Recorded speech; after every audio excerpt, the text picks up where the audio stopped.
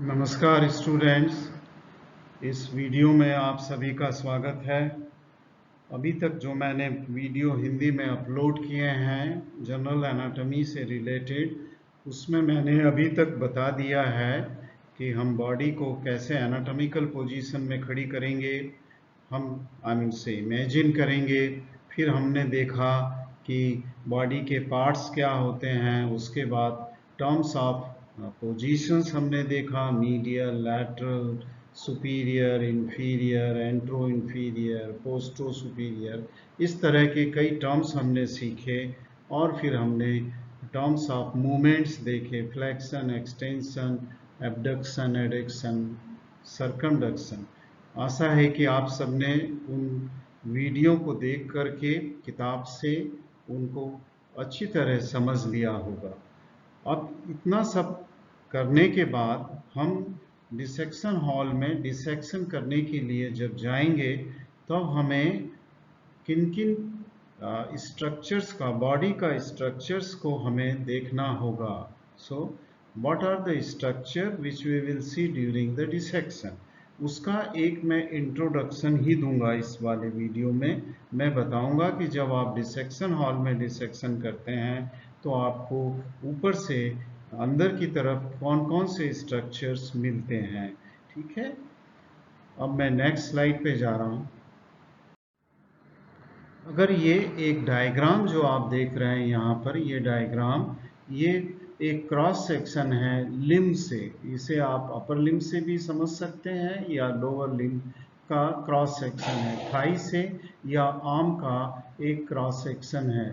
इसके अंदर सबसे ऊपर अगर आप देखें तो इस क्रॉस सेक्शन में आपको स्किन आ रही है। इस लेवल को पढ़िए जहाँ पॉइंटर मूव हो रहा है, ये स्किन है। स्किन के नीचे सुपरफिशियल फेसिया जो कि फाइब्रोफैटी टिश्यू होता है, और उसके नीचे एक मेम्ब्रेनस स्ट्रक्चर है जो चारों तरफ से इसको सर्कल कर रहा है, उसका नाम है डी फेसिया। डी फेसिया के नीचे हमें मसल्स मिलेंगी जो कि स्केलेटल मसल्स हैं, और यहाँ पर हमें डीपेस्ट पार्ट में जो बोन का सेक्शन दिख रहा है, वो अगर आर्म से आप इसे इमेजिन कर रहे हैं तो ये ह्यूमरस है, और अगर आप इसे थाई से है तो ये फीमर का क्रॉस सेक्शन होगा। इसके साथ साथ आपको डी फेसिया के ऊपर और डी फेसिया के नीचे हाँ, कुछ नर्व्स या आर्टरी और वेन्स नजर आ रही हैं। वेन को यहाँ येलो कलर में रिप्रेजेंट किया है, नर्व को यहाँ पर हमने वेन को हमने यहाँ पर ब्लू कलर में रिप्रेजेंट किया है, और नर्व को येलो कलर में रिप्रेजेंट किया है, और आर्टरी को हम रेड कलर में दिखाएंगे। ओके, हमेशा ये एक कलर कोड है जो हम फॉलो, हो सकता है कि अगला वीडियो में आपको बताऊं कि एनाटॉमी में जब भी आप डायग्राम बनाएं तो कौन कौन से कलर कोड किस किस स्ट्रक्चर के लिए यूज़ किए जाते हैं। इस पर मैं एक बहुत छोटा सा वीडियो बना दूंगा इंग्लिश में, तो ये मैं अपलोड कर चुका हूँ। अब ये सारे स्ट्रक्चर हमें, जब हम लिम्ब का डिसेक्शन करेंगे तो ये सारे स्ट्रक्चर हमें मिलेंगे। अब मैं नेक्स्ट स्लाइड पे जाता हूँ जिसमें इन स्ट्रक्चर का थोड़ा सा विस्तृत रूप से हम चर्चा करेंगे कि हमें डिसेक्शन में कौन कौन से स्ट्रक्चर हैं और उनकी विशेषता क्या है। इस स्लाइड का टाइटल है structure seen during the dissection. तो सबसे पहले हम जब डिसेक्शन की शुरुआत करते हैं तब हम नाइफ से ये स्किन में इंसिजन देते हैं। इंसिजन देते हैं मतलब हम सबसे पहले स्किन को काटेंगे। तो ये स्किन के बारे में हम आपको इसके बाद वाले वीडियो में मैं स्किन के बारे में जनरल एनाटॉमी बताऊंगा। तो सबसे पहले हम स्किन को देखेंगे, स्किन कितने तरह की होती हैं, स्किन की क्या क्या विशेषताएं हैं, हेयर्स कहाँ ज़्यादा होते हैं कहाँ नहीं होते हैं, स्किन के कलर्स क्यों होते हैं, जैसे ब्लैक पर्सन में ब्लैक क्यों है, पिंक कलर या वाइट पीपल्स तो में ब्लैक कलर क्यों नहीं होता। ये सब हम डिस्कस स्किन वाले लेक्चर में करेंगे, जो मैं शायद इसके बाद वाले वीडियो में स्किन के ऊपर एक वीडियो बनाऊं। अब जब हम स्किन का इंसिजन दे करके उसको साइड में हटा देते हैं, जब भी हम डिसेक्शन करते हैं स्किन का इंसिजन देने के बाद स्किन को साइड में हटा देते हैं, जिससे कि हम उसके स्किन के नीचे डीप में क्या है उसको देख सकें। स्किन के नीचे डीप में जहाँ पॉइंटर घूम रहा है, ये स्ट्रक्चर को हम सुपरफिशियल फेसिया बोलते हैं। ये सुपरफिशियल फेसिया फाइब्रोफैटी टिश्यू का बना हुआ होता है, और इसी फाइब्रोफैटी टिश्यू के अंदर तमाम तरह के वेन्स, आर्टरी और नर्व्स मिलती हैं। ये वेन, आर्टरी और नर्व जो कि इन फाइब्रोफैटी टिश्यू सुपरफिशियल फेसिया में होती हैं, उन्हें हम कुटेनियस वेसल्स या कुटेनियस नर्व्स कहेंगे। अब ये जो नर्व्स और ये वेसल्स हैं सुपरफिशियल फेसिया में, वो कहाँ जा रही हैं? एक्चुअली ये सब नर्व्स और वेसल डीपर पार्ट से आती हैं, डीप फेसिया को पियर्स करती हैं और फिर वो सुपरफिशियल फेसिया में रन करती हैं, क्योंकि इन्हें स्किन को सप्लाई करना होता है। इसलिए कभी कभी जो नर्व्स वेसल्स हमें सुपरफिशियल फेसिया में मिलती हैं, उन्हें हम सबकुटेनियस नर्व्स या वेसल भी कहते हैं। तो हम एक पूरा लेक्चर वीडियो सुपरफिशियल फेसिया पे डिवोट करेंगे। ओके, उसी तरह जब हम सुपरफिशियल फेसिया में नर्व्स एंड वेसल्स देख लेते हैं, तब इस सुपरफिशियल फेसिया को उस एरिया से हटा देते हैं, और उसको हटाने के बाद हमें एक मेम्ब्रेन दिखती है जो कि टफ है, इनइलास्टिक है। इनइलास्टिक का मतलब वो होता है कि हम इसे खींचें तो वो खिंचाती नहीं, जैसे आप पेपर को खींचना चाहें तो वो इनइलास्टिक है, वो खिंचाएगा नहीं, फट जाएगा पर खिंचा। उसी तरह की ये एक थिन मेम्ब्रेन है जो पेपर को रिजेंबल करती है, पर पेपर से कहीं ज़्यादा स्ट्रांग होती है, और उसने चारों तरफ से डीपर स्ट्रक्चर को सर्कल कर रखा है। इसलिए इस फेसिया को हम डीप फेसिया बोलते हैं। फेसिया का अर्थ आप समझ रहे होंगे क्या होता है। Fascia is a connective tissue. Okay, एक तरह का टिश्यू है जो कि मैं हिस्टोलॉजी के लेक्चर्स में आपको बताऊंगा कि फेसिया क्या होता है। ये एक तरह के, तो दोनों ही सुपरफिशियल फेसिया और डीप फेसिया के कनेक्टिव टिश्यू का प्रकार होता है। अब इस जो ये मेम्ब्रेनस डीप फेसिया है, इसके बहुत सारे उपयोग हैं बॉडी के अंदर।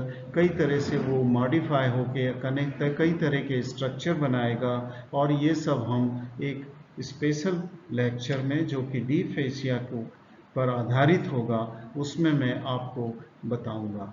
ओके, अब जब हमने डीप फेसिया को फिर हमें काटना पड़ता है सीजर से या नाइफ से, काट करके इस डीप फेसिया को अलग करना पड़ता है, और हम फिर डीपर स्ट्रक्चर पे आ जाते हैं जहां हम कई मसल्स देखते हैं। ये मसल्स स्केलेटल मसल होती हैं लिम्स के अंदर। अगर हम डिसेक्शन अपर लिम्ब या लोअर लिम्ब का कर रहे हैं तो ये स्केलेटल मसल होती हैं जिनका ओरिजिन किसी बोन से होकर के किसी दूसरी बोन पर जाकर के ये अटैच होती हैं, जिसे हम इंसर्शन बोलता है। तो इस मसल्स के बारे में मैं आपको बताऊंगा, मसल्स के क्लासिफिकेशन क्या होते हैं, कितने तरह की होती हैं, पर हम उसके बाद मसल्स देखेंगे। और मसल्स जब हम देखेंगे तो हमें उनका ओरिजिन देखना होता है कि कहाँ से वो अराइज हुई और कहाँ पर वो जाकर के किसी दूसरी बोन पे अटैच हो गई। इस तरह से हम मसल्स के बारे में बहुत डिटेल के अंदर एक जनरल एनाटॉमी के लेक्चर में पढ़ेंगे। इसके बाद आपको मसल्स के साथ साथ फाइब्रोफैटी टिश्यू के अंदर वेन्स भी दिखेंगी जो डीप वेन कहलाती हैं, आर्टरीज दिखेंगी जहाँ पॉइंटर है, आर्टरी दिखेंगी। ओके, और आर्टरी के साथ साथ नर्व भी दिख सकती हैं। तो आपको कई तरह की आर्टरी, वेन और नर्व डीप फेसिया के डीप में दिखती हैं, जो कि सप्लाई कर रही हैं डिस्टल एंड की तरफ जा रही हैं। अभी तक तो आपको डिस्टल क्या होता है वो समझ में आ गया होगा। तो डिस्टल के डायरेक्शन में वो ट्रेवल करती हैं आर्टरी और नर्व, और वेन प्रॉक्सिमल साइड में ट्रेवल करती हैं क्योंकि वो ब्लड को लेकर के आती हैं।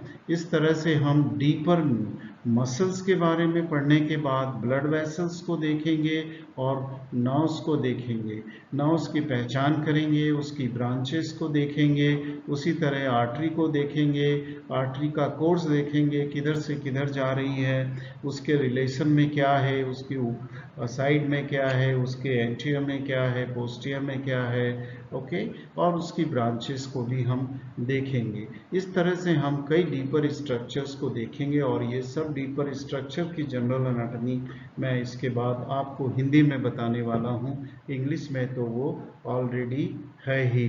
उसके बाद आप सबसे डीप में जो स्ट्रक्चर देखेंगे उसका नाम बोन होता है, वो बोन होती है।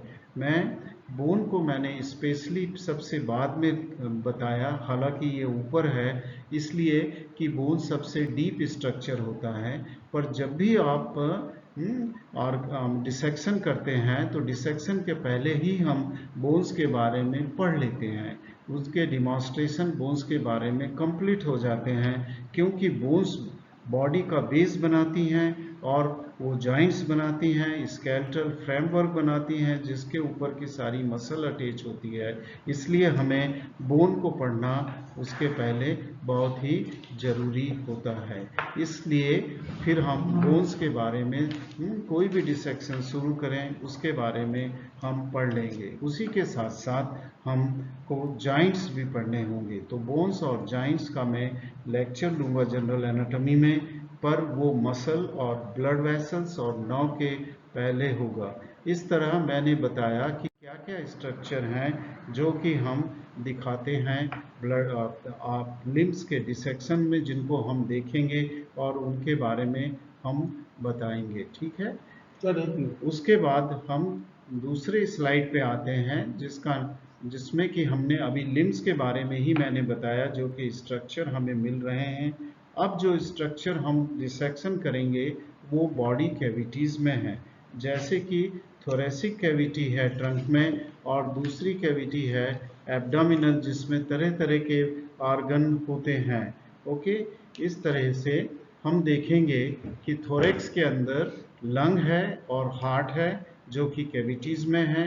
हार्ट एक कैविटी होती है जिसका नाम है पेरिकार्डियल कैविटी, उसमें होता है। लंग एक कैविटी है जिसका नाम है प्लूरल कैविटी, उसके अंदर होता है। उसी तरह एब्डोमेन के विसरा और जो सबसे नीचे एब्डोमेन कंटिन्यू है एक छोटी सी कैविटी जिसका नाम पेल्विक कैविटी होता है। ये कैविटीज के अंदर भी आपको एक विसराज मिलेंगे जो तरह तरह के विसरा होंगे। तो अब हम देखेंगे कि जो थोरेसिक कैविटी है उसके अंदर कौन कौन से विसरा मिलेंगे और एब्डोमिनल कैविटी में कौन कौन से विसरा हम देखेंगे।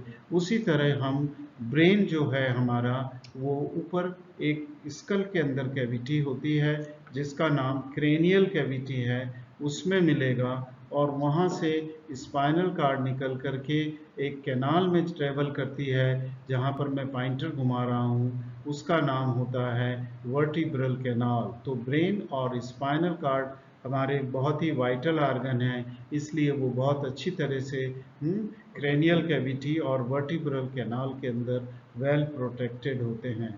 उसी तरह हार्ट और लंग जो कि थोरेसिक कैविटी में प्रोटेक्टेड होते हैं और एब्डोमिनल कैविटी में हमें दूसरे स्ट्रक्चर्स मिलेंगे।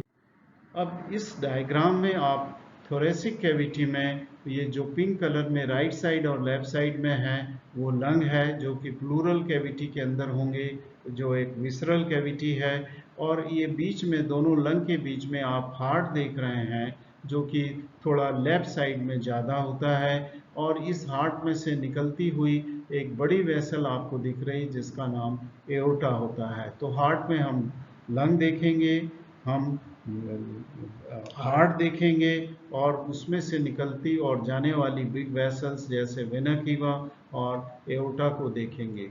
ये साइड वाले डायग्राम में आप एब्डोमिनल कैविटी और पेल्विक कैविटी में मिलने वाले कई इम्पॉर्टेंट ऑर्गन्स दिखाएंगे। यहाँ सभी नहीं दिखाए हैं, कुछ दिखाए हैं। आपको लीवर मिलेगा, स्प्लीन दिखेगा, स्टमक, दोनों किडनी और इंटेस्टीन तथा लार्ज इंटेस्टीन दिखेगी, और ये ब्लू कलर में वीना कीवा है। रेक्टम और एनल कैनाल पेल्विक कैविटी में होंगे, उसी तरह से फीमेल के अंदर वेजाइना और यूट्रस भी पेल्विक कैविटी के अंदर मिलेंगे। तो ये सारे स्ट्रक्चर्स जो आपको मैंने अभी बताए हैं आपको कब मिलेंगे, जब आप डिसेक्शन शुरू करेंगे। और मैंने इसलिए बताया कि आपके जो इसके बाद जो वीडियो आएंगे उनमें हम इन सारे स्ट्रक्चर्स के बारे में एक के बाद एक पढ़ते जाएंगे।